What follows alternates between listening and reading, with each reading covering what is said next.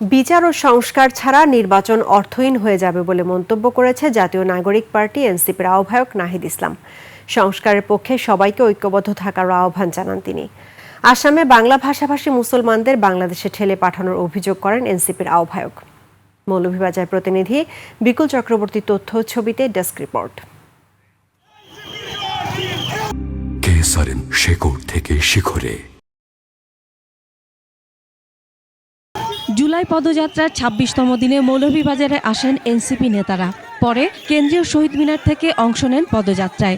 বিভিন্ন সড়ক প্রদক্ষিণ করে বেড়ির পার পয়েন্টে এসে শেষ হয়। এখানে পথসভায় নাহিদ বলেন, একটা নতুন সংবিধান প্রয়োজন, যেখানে থাকবে মানুষের মানবাধিকারের কথা। বিচার সংস্কার ছাড়া নির্বাচন অর্থহীন হয়ে যাবে। এই নির্বাচনকে জনগণ গ্রহণ করবে না।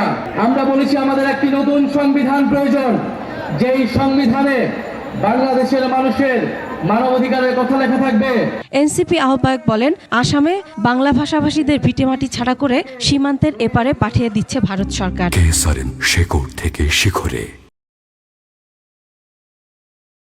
দীর্ঘদিন ধরে বাঙালি বিরোধী আন্দোলন চলছে। আসামে বাঙালি জাতিগোষ্ঠীকে, মুসলমান এবং হিন্দুদেরকে বাংলাদেশি সাব্যস্ত করে সেখানে তাদের নাগরিকত্ব কেড়ে নেওয়া হচ্ছে। এনআরসি আইনের মাধ্যমে আসামের মুসলমানদেরকে দ্বিতীয় শ্রেণীর নাগরিকে পরিণত করেছে। আমরা স্পষ্টভাবে বলতে চাই, এই মৌলভীবাজার থেকে বাংলাদেশে আমরা যে সম্প্রীতির রাজনীতি করতে চাই, পুরো দক্ষিণ এশিয়ায় এই সম্প্রীতির রাজনীতি আমরা ছড়িয়ে দেব। পথসভা শেষে শ্রীমঙ্গলের চা শ্রমিকদের সাথে মত বিনিময় করেন তারা। মৌলভীবাজার পথসভা শেষে কিশোরগঞ্জ যাবেন এনসিপির নেতারা। Masum আলিসা, desk report, ২১ television.